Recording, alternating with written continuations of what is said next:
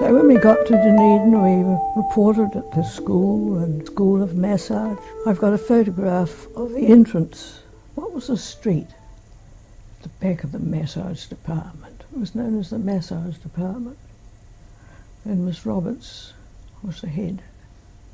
She was highly respected, and I think it was Miss Roberts who really put the profession on its feet as a recognised source of referral. She went to St Thomas's. I think Mr White, Mr Renfrew White, known as Efi, was the medical officer. In the war, he dealt with a lot of the orthopaedic cases, and he could see there was a great need for people who could take advantage of the opportunity of somebody with recognised ability to profit from the experiences of war. Miss Roberts, I remember one of her comments was, in a time of war, there are lots of tragedies, but good will come from the experiences in the war, and this, I think, is what I'm trying to get at, and it has been borne out in many places. For example, the treatment of burns. Instead of wrapping them up in lots of glug and liquid, they found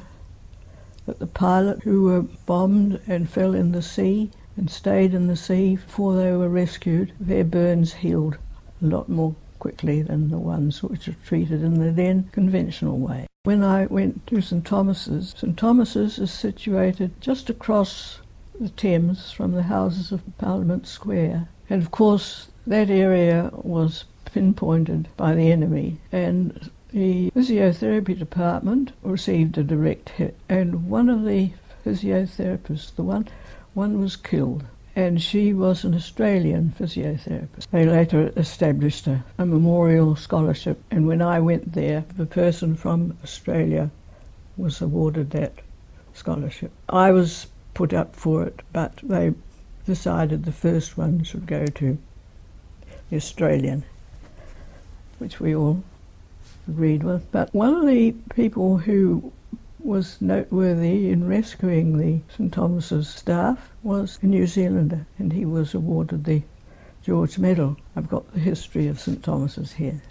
So that's where I applied to go. I had to get permission from the Department of Health because there was no outward traffic from New Zealand except that associated with military needs. There was no air traffic at all, of course. It was all by sea, except for military purposes. Passenger air traffic wasn't established as a facility till after the war.